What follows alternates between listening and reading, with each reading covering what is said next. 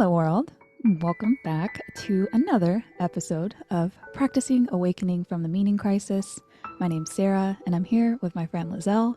And today we're going to be talking about episode 31, which is called Embodied-Embedded Relevance Realization as Dynamical Development General Intelligence.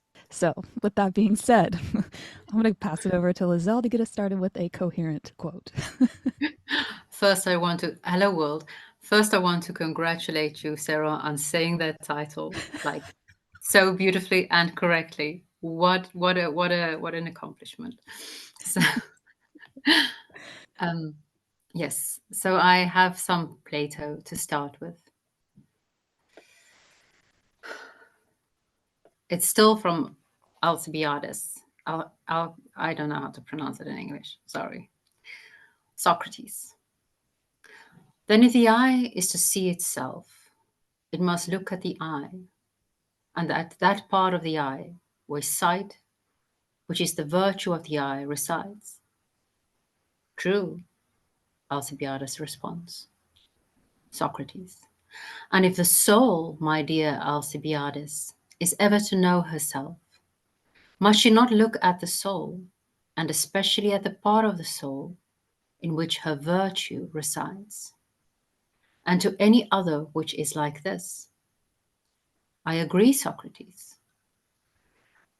And do we know of any part of our souls more divine than that which has to do with wisdom and knowledge? There is none. Then this is that part of the soul which resembles the divine, and he who looks at this and at the whole class of things divine will be most likely to know himself clearly. And self-knowledge we agree to be wisdom. True. But if we have no self-knowledge and no wisdom, can we ever know our own good and evil? I think not. This one, I guess that was very related to this culminating kind of message, I guess, that we're getting to about relevance realization, which I don't think is ending here, obviously, but I think it's just kind of like building up to a head, which is where he, in the end, kind of, I'm going to foreshadow that we're relating cognitive science and human spirituality through this idea of relevance realization. So, yeah, like how that quote kind of relates in that way. I actually thought we should start at the end. I feel like I have nowhere where he's going until he reaches the end, Yeah, and then right. and then it like makes sense. So Yeah. I actually have a quote from the very end, which kind of like gives it a nice overview. Relevance realization underlies your general intelligence. And what I'm, aka John, arguing is that your general intelligence can be understood as a dynamic developmental evolution of your sensory motor fittedness that is regulated by virtual engines that are ultimately regulated by the logistical normativity of the opponent processing between efficiency and resiliency. I feel like that really a bunch of big words. You know that that's the downfall of John's work is that there's not a lot of translators. So I think that's kind of why we really like to do this. But yeah, that's and even when you first like he might have said something very similar in the beginning about last episode. I mean, it was so dense, this intro. I was like Yeah. pausing through the intro because you really have to digest the vocabulary. And the best way to do it is just over time and brute force. But yeah, Well, like listening to you say that, when you read that sentence, I was like, it was like, pointing at things in my brain. Like, oh yeah, yeah, yes, opponent processing. Yeah, I don't remember what that yes. is. Yeah, I feel like it points to the whole series, or Yeah. the whole episode. It points to the whole episode very well. Like a lot of things pop up, like, oh yeah, that's where we discussed that. That's where we discussed that. And honestly, I don't think you can learn this vocabulary unless you do what we're doing and actually talk to someone about it. Because Hmm. I have like a lot of passive knowledge of his work, but the moment I have to start speaking about it, I feel myself struggling a lot, and the words just don't come to me. But Right. while if someone else uses the words, of course I know what they're talking about. Yep. It's just that active knowledge of his work is still a bit Hmm. missing, which is then great about this practicing. Yeah. I mean, isn't it like that with language acquisition too? Yes. Yes. And it is language acquisition what we're doing here. Yeah. We're learning the language of cognitive science now, type of thing. And it's a difficult language. It's a challenging What a silly language. one to pick. I actually watched like the intro of the next one just to be sure that I'm not missing something. Because sometimes Yeah. when I watch the intro the next time, I'm like, oh, I missed that. Yeah. And I felt such tenderness. I laughed at John, but very tenderly, because he uses all these big words, and he looks like a little boy sometimes. Especially in the next episode, his hair is all over the place, and then all these big words just fall out of him, like almost as if he have no control over it. It's I don't know. I just had a very very tender, like "aw" type of Yeah. moment. But I yeah, mean, really misunderstood for sure. Because when I look at him saying all these big words, I hear him say them very slowly to allow you to have time. Like the way that the cadence that he has, the intonations that he has, it's really like in this way to try to emphasize it a little bit more, make it a little bit exciting, even though he's, I think, like aware that it hurts your brain when you have to process. I mean, this is efficiency versus processing. Okay, let's get into it because I'm clearly wanting to jump the gun here. okay, let's get into it. He kind of starts with the whole after the intro, at least he starts with the whole embodied embedded, and that is part of his sensory motor fittedness Hmm. in the quote. I don't know if you want to say anything from the intro first. Mainly that he's kind of introduced relating it to evolution. I think that's something to just kind of like represence is that Yeah. he uses that analogy a lot. There is a deep dependency between cognitive agency as an intelligent problem solver and the fact that your brain exists within a bioeconomy. The body is an autopoietic bioeconomy that makes your metacognition possible. Without the body, there is no mechanism for the process of relevance realization. So he's really creating that attachment between body and mind in this part. And it's really important. He talks about it a lot in other places as well. It's important for two reasons. First, because the new wave of cognitive science is the four E's, and embody and embedded is the two first ones. Mm. And this whole embodied thing is well, Descartes, of course, and those kind of took it away. And also, he mentions he has a brief mention to it. It's also anti. Well, I want to say almost anti all religions, but he refers specifically to Platonism Mm. and Plotinus. When I'm reading Plotinus, that is one of the things I struggle with the most. He is negative about the body. They see it as a sort of appendage, just a vehicle for the soul to like Mm. use type of thing. And John is very much know that the body is part of the mind. I've heard him say that one of the problems or one of the things that came for in making general artificial intelligence is that they need some sort of body to be able Right. to learn. Uh, so that is the whole mind, the whole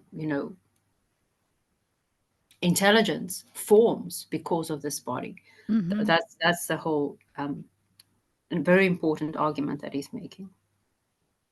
Yes. So it's that like that body that makes it autopoetic because it's Yes. self-preserving. It needs it in order, and then also too, I mean, you get antenna, you get sensory information input, you get much more data through Mhm. a vessel as opposed to, I guess, just cognition. But that's exactly the question, as opposed to what? If you don't have this body for all the sensory input, Mm-hmm. what do you have? Okay, okay, and then furthermore, here we go. Biological fittedness is not a property of the creature. So it's a thing, but it's not a thing that's inherent of the creature. Yes. And that now you're moving to the embedded part by saying that. Yeah, yeah. Because not only are we almost embedded in our own bodies, we're very much embodied. That's a very important thing about us. Literally. And but we're also embedded in a specific environment. And when I say we, I mean all living creatures Yeah. are embedded in a specific environment. And that biological fittedness, again, Darwin, is between the creature and its environment. It's the fact that we're embedded is really important. If we were just a body lying in emptiness, there would be no evolution, no autopiosis either, because what would this body do? Mm-hmm. Yeah, the purpose of the body is co-created. Just like with anything. Hold on, let me not speak too quickly. Because well, where my mind's going is to that idea that he keeps coming back to, and he'll just repeat it. And I don't know if it's relevant here, but just that a cup isn't a cup. Like the cup doesn't have the purpose of being a cup without my consciousness kind of putting that reason for its existence on it. So that's like, I don't know how that's related, but for some reason my brain's like, look, it's putting the Yeah, finger, on it. So, yeah, yeah. He refers to the graspability of the cup, I think, ooh, as well, yeah, like right. in that. Okay. It's not graspable in itself, but my hands and the way the cup is made Mm-hmm. affords this graspability. Mm-hmm. So that indeed, that's like the environment and the agent and the arena, they they fit to each other. Yeah. They and hence co-evolve. Yeah. All right. So what you just said, I'm just going to say in a different way. Neither objective nor subjective, a property that is co-created in a dynamic, evolving fashion. Yes. Now, he's bringing back that word realized. Yes. Why? He's bringing back a lot from previous episodes here. Mm-hmm. Um, the subjective, objective, he almost despairs of our grammar for using these terms. Um, because that brings back recalls the romantics and the empiricists. Mm-hmm. Like, am I just making the meaning, or is the meaning purely out there? And he uses this frame. I don't know if it's his frame. It sounds almost like he coined this phrase of the word transjective, right? Was it Mark Mulvey? I don't know if that's who said it, but I just wrote those words above neither projected, or sorry, neither projected nor detected, but realized. And then that whole diagram of relevance is transjective. Mm. I have Mark Mulvey, so I don't know what we're crediting Mark Mulvey for, but we're just gonna throw a shout out to Mark Go, Mulvey. Mark. And it's somewhere generally in this area of the episode is where it happens. So, yeah. Shout out to So Mark for whatever he did.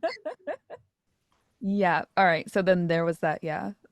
We Yeah. should not see relevance as something we subjectively project, like the romantics claim, nor solely objective, like the empiricist would say, but rather transjective.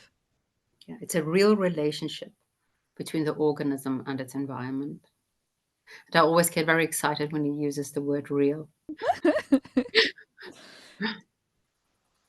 And then realize is the next word, indeed, like that you were already starting to refer to. The Hmm. one thing, as we've mentioned before, that the whole coven loves, but Yeah. everybody loves. I think it's one of the main things that people who are familiar with John's work, but not necessarily super familiar with his work, Hmm. knows this two ways to speak about realize and Mm. how absolutely useful it is Yeah. in this when you speak about any form of meaning making, wisdom cultivation, any form of cultivation. The Hmm. realizedness of it is Yeah. very Yeah. Because the two different meanings are the objective meaning, which is making it real, and the subjective meaning, which is coming into awareness. This whole idea of manifestation that a lot of people have is that. Like, you can not necessarily like scientifically explain the theory of whatever attraction or whatever that whole, but explaining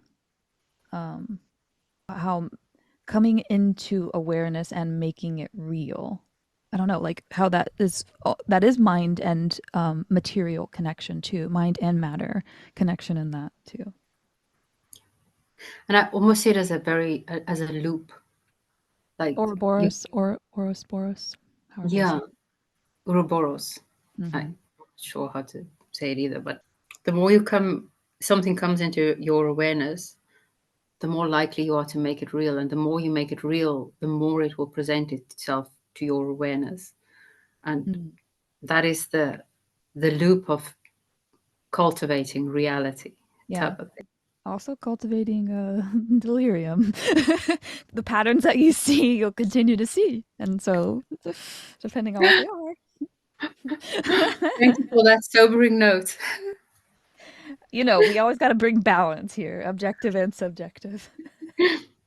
I was thinking when I was going through this, um, when he talked about the two different ways people could see, um, I can very easily see the world in a grain of sand. But to see that freaking grain of sand for itself, I find really challenging. Mm, And I think this is partly why these episodes on cognitive science is so challenging, because we're really looking at the grains of sand, it feels to me. yeah. Yeah. But I think that yeah, just allows the full pile of sand to mesh a little better. Like if you individually investigate each of them and put it down, like it's almost just like every day. Every day is a moment where you pick up the day and experience it, and then, maybe I'll forget a lot of the things, but somehow I'm getting something out of each of those individual little things. And so I mean, he also talks about the balance between generalization and specialization and Yeah, like all of these things. That's exactly what you're describing, is kind of that yeah, balance of zooming in and zooming out and finding one of those directions more challenging than the other, yeah. I think. Optimizing. And I think maybe in some ways our minds are, our individual minds, because everyone is different, are more prone to certain ways. And to optimize, we have to practice both, so that Mm-hmm. whichever is needed in the moment, we Yep. can we can Yeah. go there. He threw in two like side notes almost. Like if he was writing, he would have put it in brackets almost. I had a sense when he was speaking what mind is and what spirituality is. And I Mm. thought both are really cool definitions. Okay. So when he talks about the mind body, the embodied mind, in other words, he says mind is that capacity for consciousness and cognition. Because he says if you see it as the capacity for consciousness and cognition. That I thought is a pretty cool definition. And then spirituality was the other thing that he threw in a definition in brackets: a functional sense of connectedness that affords wisdom, self transcendence, etc. Mm. That almost feels embodied and embedded. Like you just I think reset it. Yeah. that's the whole idea. Okay. That's the whole idea. He dropped some Yeah. wisdom bombs. Didn't make a connection there. Okay. There's this thing that he brings up that Marcus Breed mentions about, and so it kind of relates with that idea, I think, a little bit. When creating networks, especially neural networks, you optimize between efficiency and resiliency.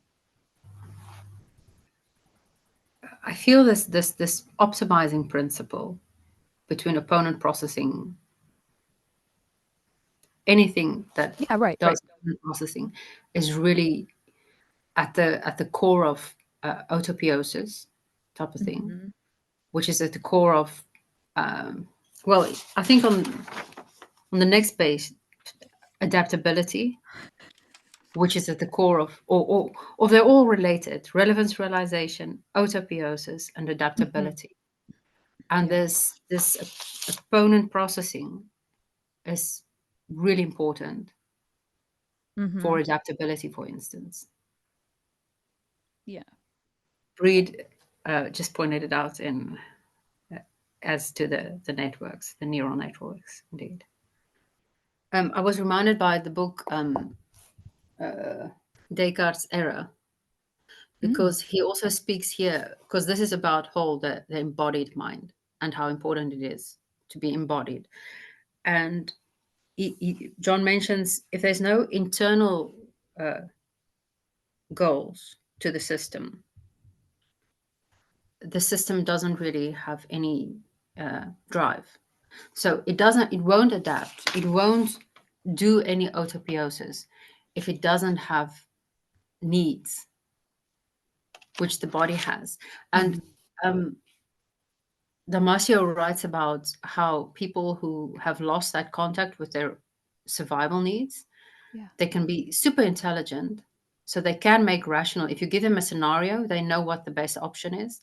But Yeah. when they're themselves are in life, they just don't make choices, or they make really stupid choices because they don't have that I need to survive. I need to make the most of whatever it is that I Mhm. have. Um, so Mm. that having needs is actually really important, and that's part of the body. It gives us Yeah. needs for Well, evolution. and we know how that can be obviously co-opted too, where our needs are actually wants, and they're not actually serving our body, but we get endorphins or things get released, and so the that system, the very same machinery that makes us highly adaptable, makes us susceptible to what is it? Damn it! Not bullshit. He says something else. Makes us susceptible to Self deception. self deception. Beautiful. We almost got it. By the end of this series, we're gonna be able You to. are very. I'm really impressed, like how you just said it. Like it sounded like really well the way you said it. All right. So he goes into this part, jack of all trades. He's talking about jack of all trades, but a master of none. This whole idea of general and special purpose, the pros and cons of each of these, and more on initially the machinery has to be internal. Goals are internal, a brain bodied system. So I think that's just more on how like furthering that connection of the autopoetic nature of a evolving adapting organism. So I'm not quite sure where you are. I see two Okay. places where you could possibly be. It's so funny because earlier you were like, yeah, on the next page. Like it was like we had the same notes. And then I was like thinking we had the same notes. And what's funny is like I'm thinking about us both looking at our notebooks and how we are writing about the same thing, but we write down different things. So it's the analogy of the elephant. And so it's like, where do I need to fill it in? There's blank spaces on my page. And I'm like, where's Lizelle's notes? And it's about what is relevant to me and what is relevant to you. Yeah. We're Yeah. practicing relevance realization in our note keeping. Exactly. So, I'm trying to find a through line for, So basically, the rest of the thing, he talks about the opponent processing between efficiency and resilience. yeah. And general purpose and special purpose are one of the things that falls under that. Okay. So, and then now we can, I marked it A. So now we can talk a bit about A. Okay. About, I wrote it, what kind of machine do I want to be? Mm-hmm. A general purpose machine, like a hand, uses the example of a hand, or a special purpose machine, like a screwdriver. And then I felt very like special. I want to be a special purpose machine. But that's not very wise. He says, no, you want to be both. Yeah. It's inefficient to carry special purpose tools, but it's very resilient. So that's how it comes to efficiency and resiliency. It's more efficient to be a general purpose machine because you can do a lot of things, but Mm-hmm. you're so resilient if you have these special purpose machines as well. And I Mm-hmm. don't really know how that relates to like us, like without actual tools. Yeah. Like what of okay, maybe we have some things that are special purpose machines. Yeah. Like, I don't know. Like Well, hmm. the eyes maybe. Special They purpose see, versus general they see, purpose. and that's it. I don't know. Is it? Is that Yeah. it? It's um, pretty important. It's a yeah, pretty important task. I think of them more as like general purpose maybe would be like the body functions, and special purpose would be like the skills. Hmm. The way that you train the body to work, the way that you utilize the body over repetitively over time. It feels to me that special purposeness requires Refinement. like yeah, like constantly chipping away at it. It's something that's constant. Yeah, it makes sense. Yeah. Makes Well, and he also at the end of this, which I brought, he talks about developmental biology. And there's that part where he like starts to talk about cells. And the cool thing about our cells is that they do start out as general purpose and then they specialize, but some of them stay a little general purpose. Stem cells stay to where they could potentially be organize, as he says, organize into an organ.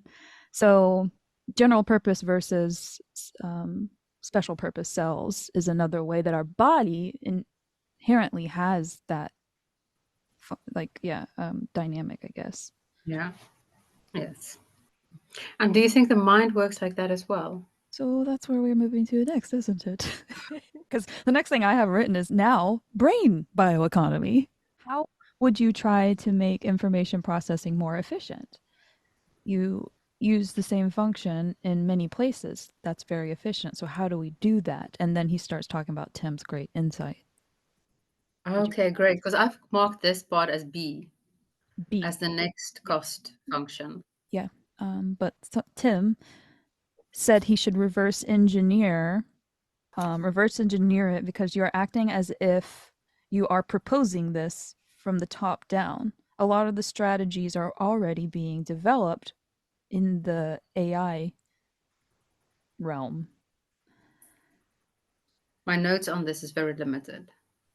What I have, I think that's going to be a little bit more culminating or at least bringing it together a little bit better is if data compression allows me to generalize my function, he's got this scatter plot drawn and then there's a line of best fit.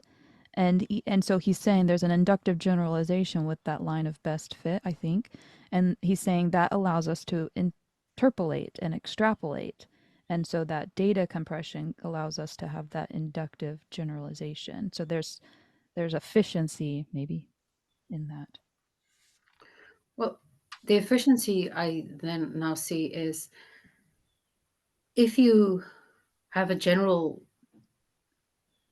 way to interpret something, you don't have to find a new explanation every 5 seconds. So that's pretty efficient. It's like, Yeah. okay, I got this now. I Yeah. This is covered. I don't need to look at it again. I understand this type of thing. Yeah. It's um Oh. Uh, that's how it's more efficient if you can look at the invariables. Like this is the same. I don't have to pay too much attention to it. And mm-hmm. attention is very expensive. So the less attention you have to pay, the more efficient. Yeah. It's, Which totally yeah. makes sense because, like, I don't, well, we've talked about this before. I'm not recognizing the fact that I'm surrounded by things. I can't Yeah. always be recognizing, hello, board, hello, coffee, hello, like addressing all of them because they're always there. And so my mind doesn't feel like they're a threat. And so Yeah. now it can compress, okay, so what do I need to focus on in order to continue surviving? And clearly, none of these things are things that I need to focus too much attention on. Yeah. So I've compressed that data and I can generalize with this function. And that's what science affords us is that inductive generalization also. So separately, I think there's a little nuance of like Mhm. distinction between those two. But in this same kind of way, science kind of allows us to not worry about, um, not necessarily not worry about, but not have questions about certain things anymore. And therefore, those are no longer unknowns. And then we're no longer afraid of them and they make more sense. Mhm. They have meaning, whatever. And we can operate from the knowns in Yeah, order to reach further unknowns. right. It's like yeah, it's like I almost feel like I want a sigh of relief, like, oh, okay, at least this is settled, you know, Yeah. and now we can Yeah. look further to. The inductive generalizations tell us what's invariant about a system. There we go. Yes, that's where that sounds right. All right. Data compression is efficient. It's cross-contextual, or it makes the system cross-contextual. And particularization is the opposite of data compression, Yeah. and it makes the system, it makes it more resilient and context sensitive. It's looking at the this and not just at the all. I almost want to say, it's seeing a specific this, the thisness, because John always talks of moreness and Here-ness and suchness. I now-ness, thisness, I can thatness. I can speak of thisness. And Jordan Peterson said we have to find our own word. So there's Right. my word, Find your thisness. own. Yes, thisness. Thisness. But that is what particularization is. It's the thisness. Mm-hmm. I think there are some kind of limitations he's mentioning to data compression and particularization here. So I think he's saying that the kind of maybe downfall of data compression would be that you make connections where there are none. And maybe, I don't know, the downfall of particularization is that you are bound to features. You're featurely bound. Yes. That sounds both correct from what I remember from the episode and also when I think about life in general. Yeah, I know. That's Yes. kind of what I was getting at too. Is like that makes a lot of sense versus and your empiricists versus romantics. It's that same kind of dynamic. Romantics are drawing connections where there are none on their shadow side, and the empiricists would be bound to features and in logic and math and what you can measure and And if I think we can easily like spiritualize this also. I'm not sure where I'm going with this yet, but um, like I think we've both said we have tendencies to generalize, to see the invariables, to see the patterns, mm-hmm. and then it's pretty easy to overlook the particulars, I think. Um, Yeah. I mean, you even hear this. The faith, the leap of faith, is that you will remove your mind from thinking about the logistics of it. The secret is in the realization that it's already here. So it's not bound to the logistics of how it will be done. There's no need to even worry about the details. The devil is in the details. So don't even look at that. That's negativity. That's going to bring you down. So mhm. you continue to find those connections where they are, where they aren't. And of course, there needs to be that trade off between them. But I definitely like that space of finding the connections where they're not, being the generalist. And so, what would be the benefit of facing the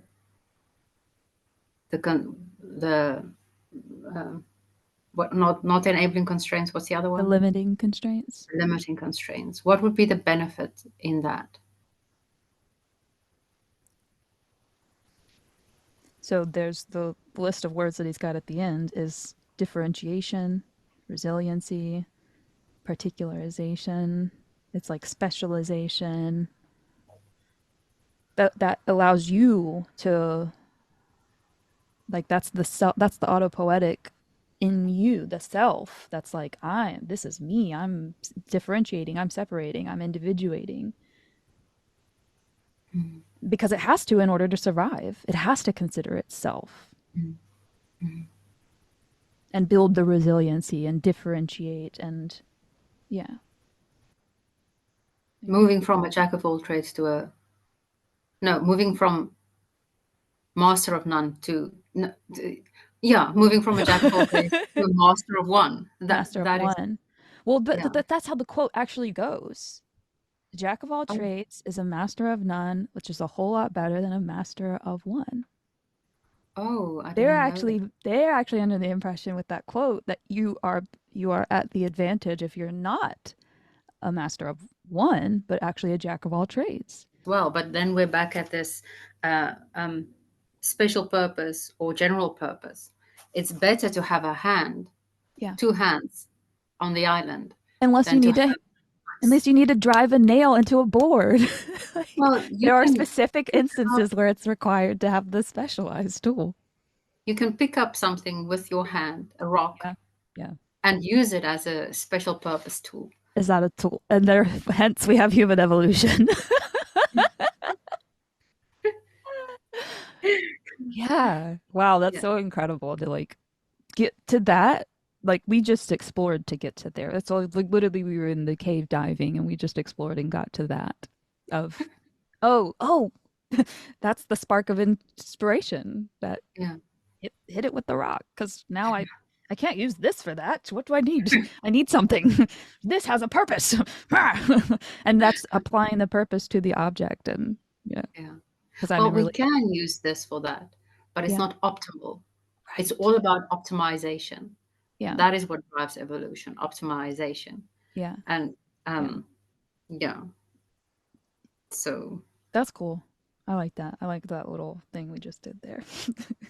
we're Um back at the beginning again. yeah. Now, you okay, so I think where are we at with scope applicability? Where are we at with your letters? A, B, C. With Your letters?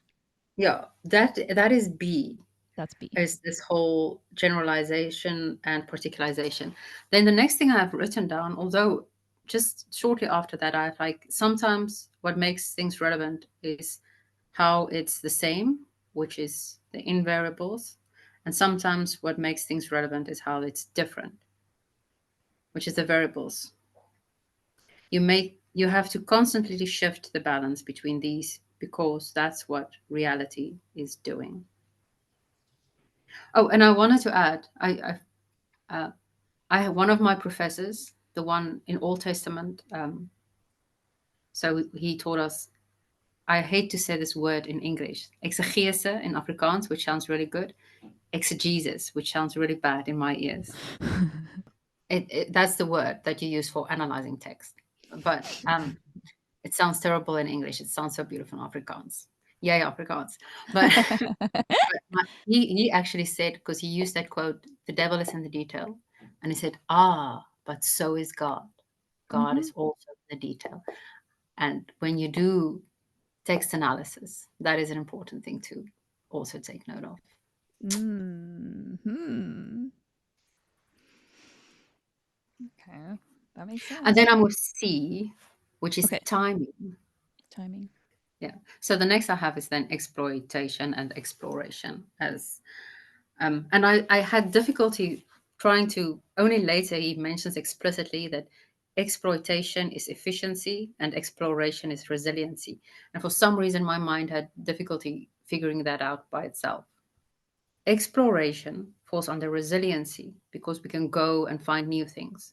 But he says explicitly if B is the same as A, moving from A to B is pointless.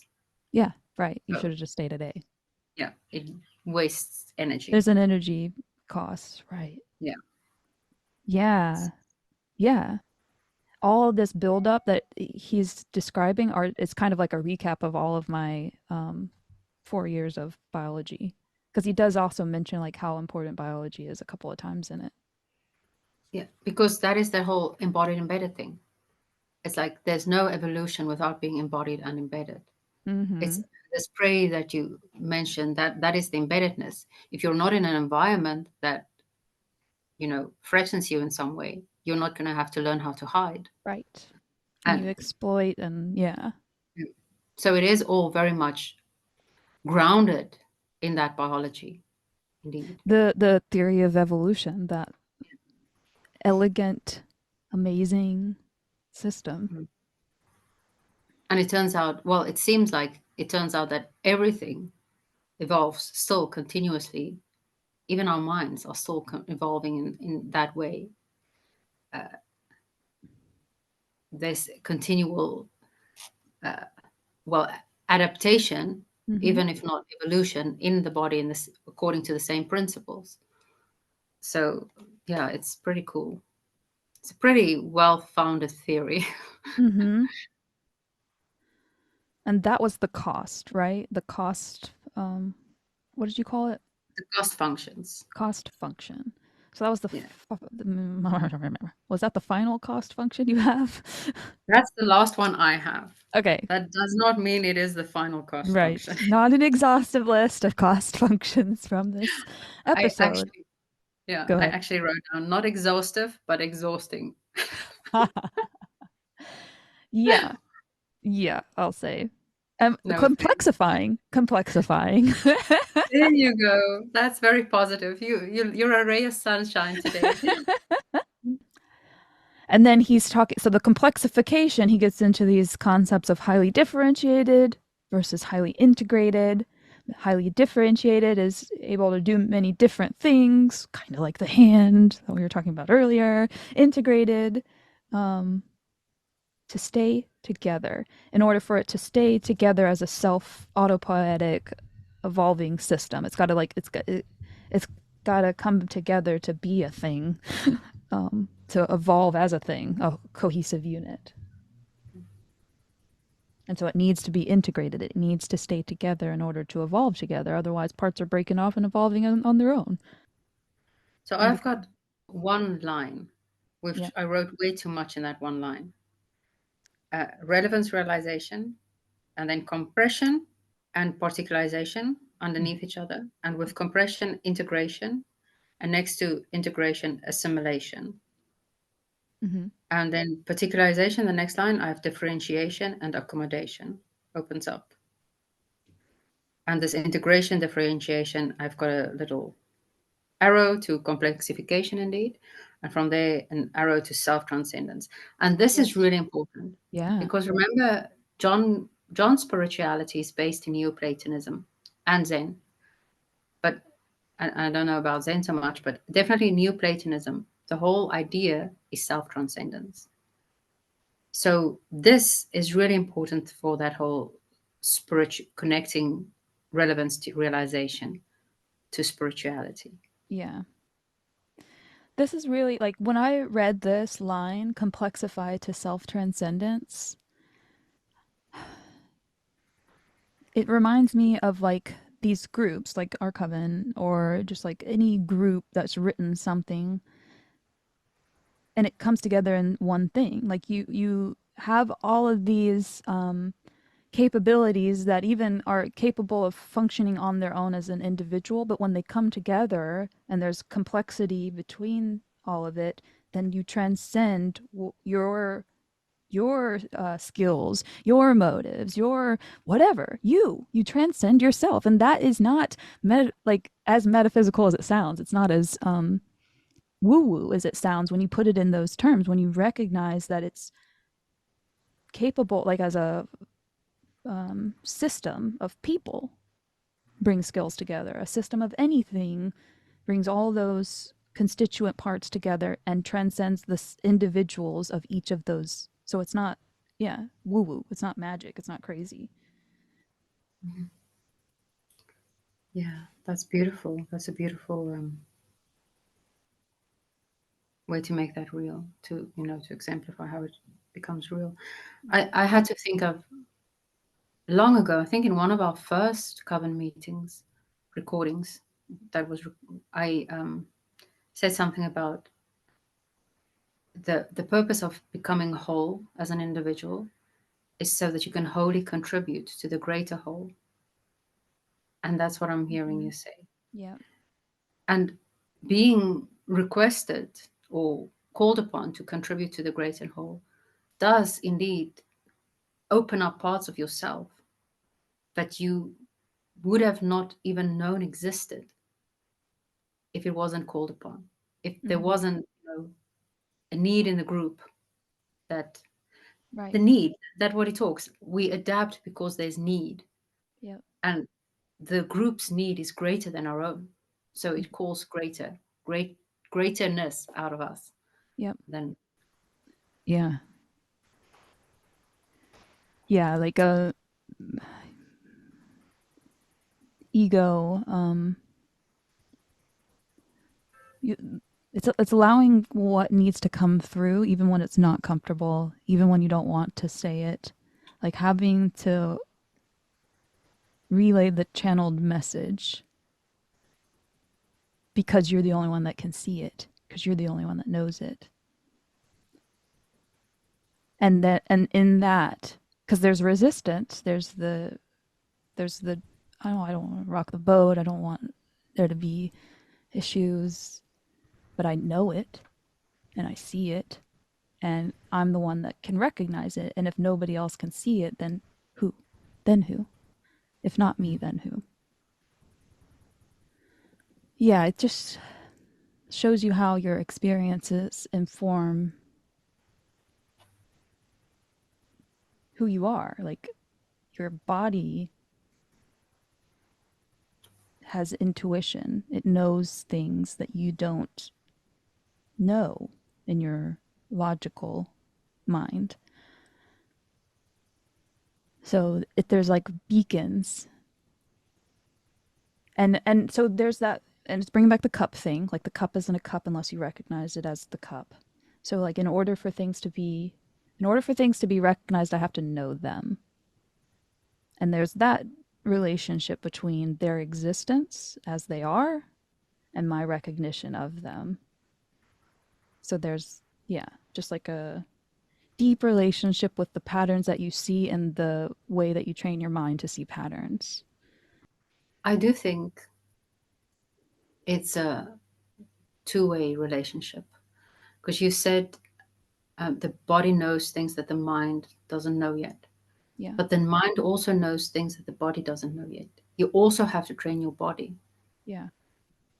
to pick up on the right. It's Frequency, right? yeah. It's it goes both ways. The two needs to work, and they do work together beautifully. Actually, I think is what John is saying here. The two do work together beautifully because they're Yeah. actually one. We have an embodied mind. It's not like the mind is separate from the body. It's an embodied mind that we have. Yeah. We Yeah. just think of this logical part uh, as the mind more than we think of the emotion, which is actually part of the mind. Mm-hmm. Uh, Sensitizing comes to my mind now. It's like it's a Yeah. sensitizing process Yeah. that we're going through. Yeah. I was thinking about a tuning fork. Yeah, We got there through that idea of self transcendence,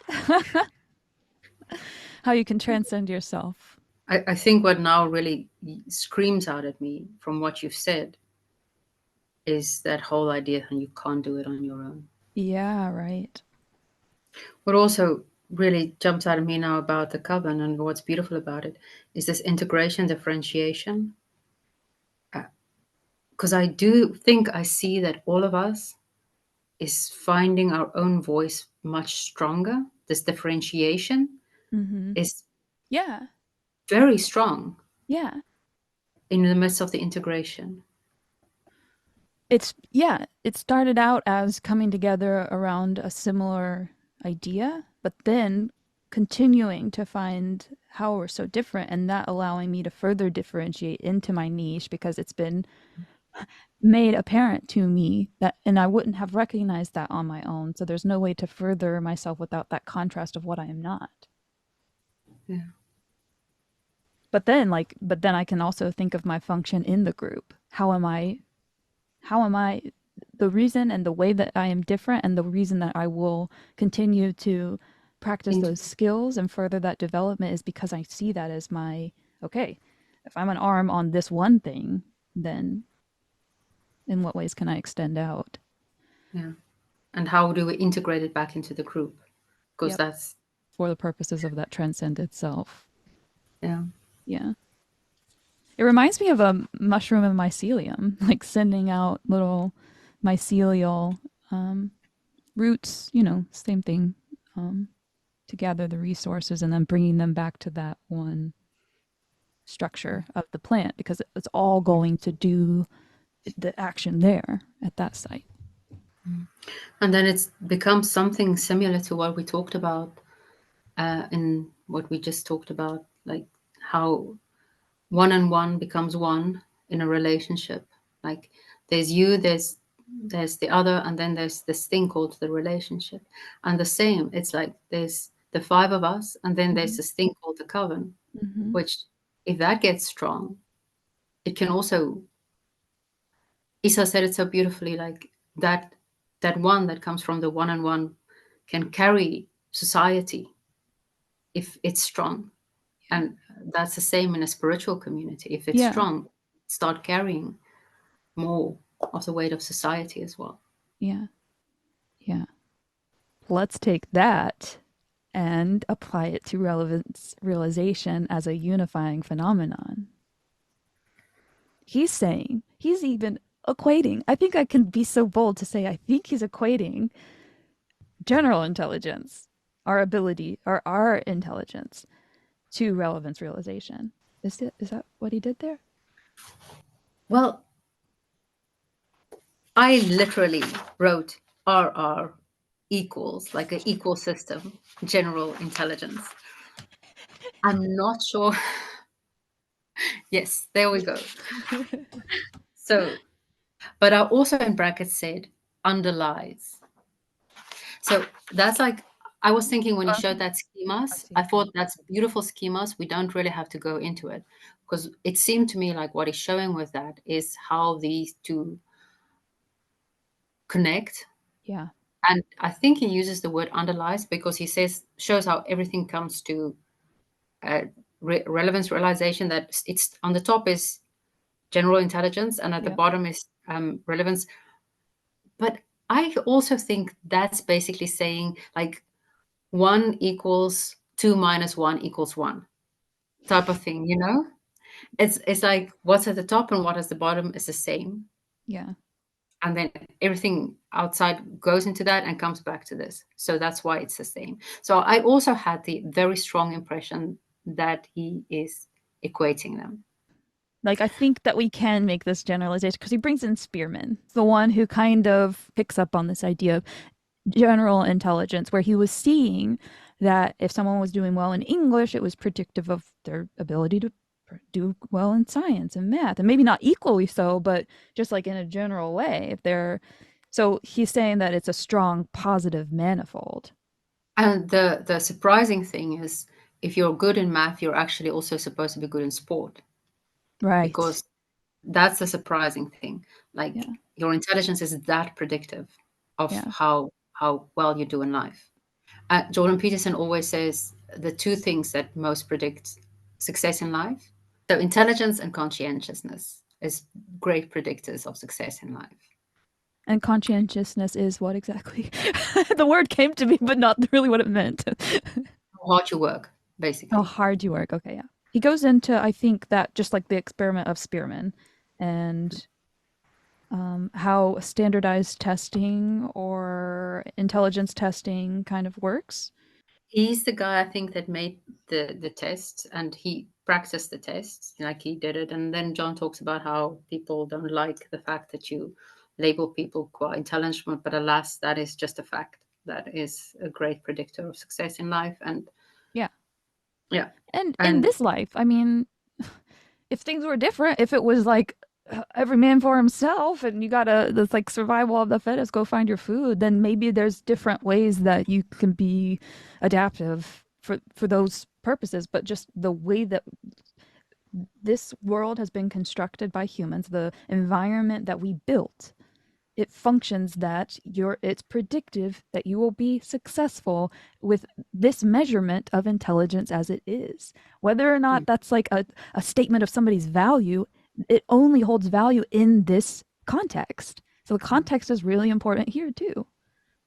which I'm now thinking makes absolute sense because as a human species, what do we have compared to other animals? besides our intelligence. We don't have, thick skin or furs to protect us. We don't have claws. We are useless if we're on our own, face to face to a lion or Mm-hmm. any other few many other animals. We're pretty useless Yeah. except for our intelligence, Yeah. and then our ability, because of our intelligence, to work in groups. So that's why then intelligence in the human species is a predictor of success, because that is what the human species has going for us. Mm-hmm. It's, so it makes sense, I Yeah. think. Yeah. Yeah. It's And successful doesn't mean um, eudaimonic.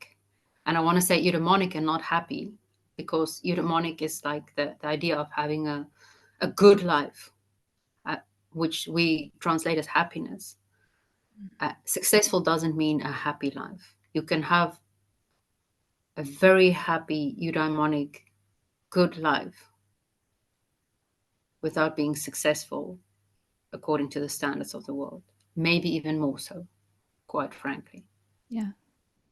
Yeah. Because the standards of the world right now are set up on artificiality Yeah. almost completely. An artificial world, an artificial intelligence, an artificial freaking avatar. Everything about the ideal is constructed and artificial and a veneer, and it's not real. So if you aspire to be fake, not real, almost maybe even could say like meaningless in the like context of what is actually real. Like you're saying, like useless in the context of what is actually real. And another way that, like, okay, so another thing that I always come back to, it's funny you said pandas are useless. Pandas are absolutely useless. The only use for a panda is for the World Environment Fund, the Extinction Fund. That's the only purpose that pandas serve. Why? Because they're adorable. We think they are so cute and they're clumsy, but do you know how fucking worthless they are? They have one thing they'll eat. They can't even reproduce on their own. We have to do that for them. They do this only in zoos now. They're just absolutely evolutionarily worthless. And we continue to give them purpose of funding the research and the preservation of other species that are going extinct that aren't necessarily so cute, like lichen. Lichens have a likable name, but they aren't actually adorable like a panda.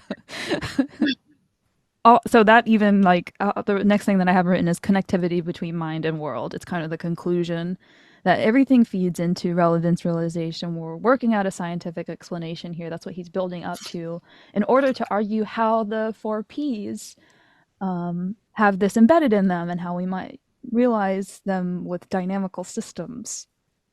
Um, so it's just going to further like this connection between mind and body. Like fuck what Descartes said.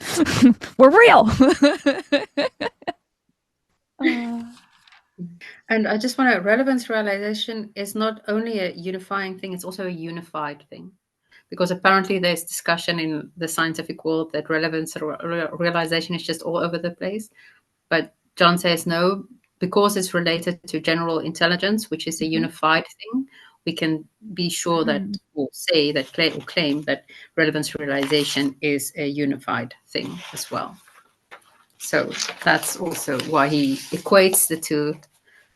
But science, what did Popper say? All good science take good chances. And I think we can take the chance of saying John equates these two. Though I'm Hmm. now hesitant saying that, but Big risk. Well, that wasn't so bad. no, Do you have anything further in your notes? no. Last thing I wrote down was relevance realization, a force and account of why you are inherently self-transcending. And as we've mentioned before, that's very, very important in his spirituality. Yeah, I love that full circle.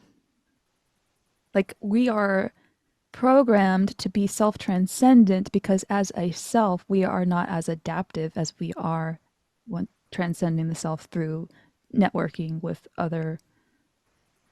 systems or just entities and the other individuals. But And self-transcendence also for John very much means becoming a better version of yourself. It's not only to connect to the group. I yeah, just think it's best expressed within a group. That is exactly, I think, where Platonism and New Platonism and Plotinus does have something to offer. So Plato talks of different types of men based on different types of governments. And the first one, the best one, aristocracy, the best, leadership of the best, that's what it means. And the worst one, which almost sounds as, it's kind of also because there's one in particular is tyranny. But the one just before tyranny is democracy. And democracy is this idea that everything is just the same, nothing is better than the other, you know, all is good, whatever you want, freedom of choice, blah blah blah. But that's actually a great harm to the rule of the best. yeah, yeah, aristocracy. Yeah, that Yeah, one. Be- because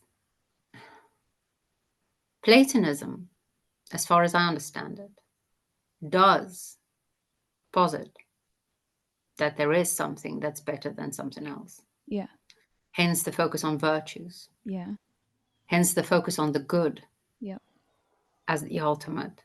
yeah. And hence the self transcendence within Platonism, then.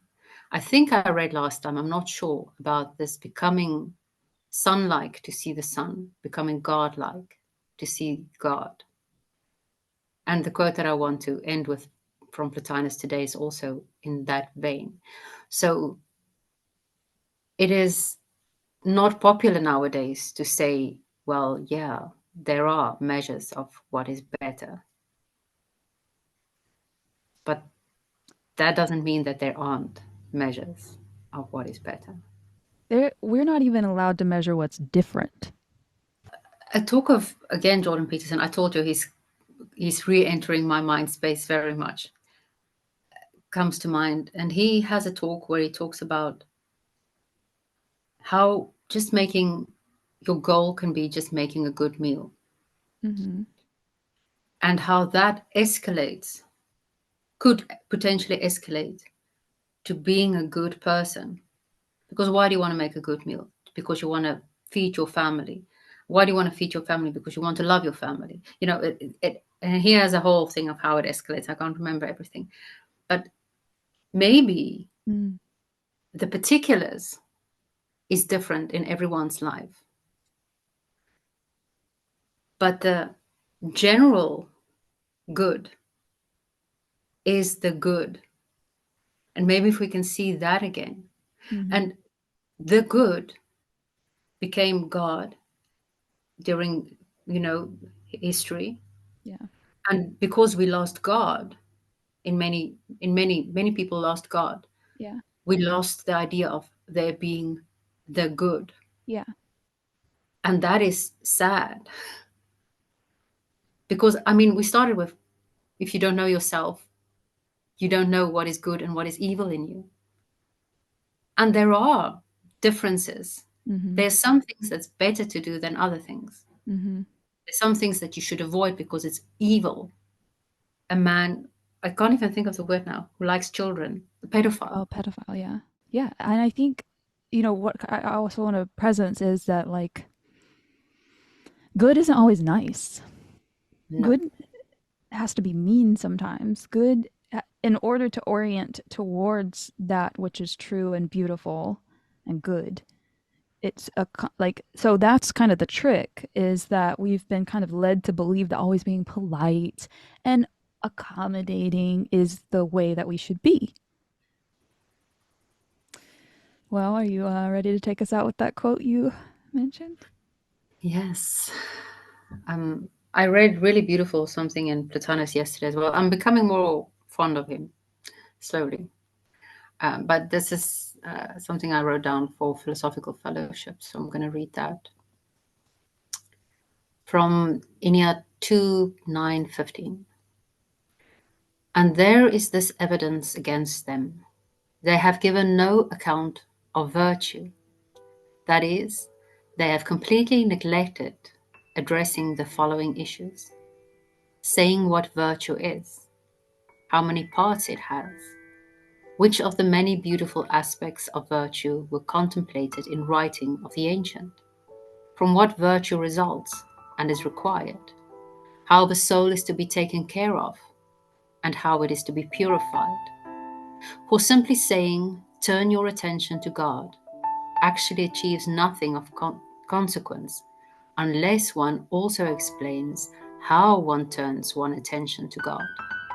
After all, someone might ask, what is to stop one from turning his attention to God without abstaining from pleasure or controlling his temper, thus calling to mind the name God, while also being afflicted by all these passions, and not even trying to purge oneself of any of them?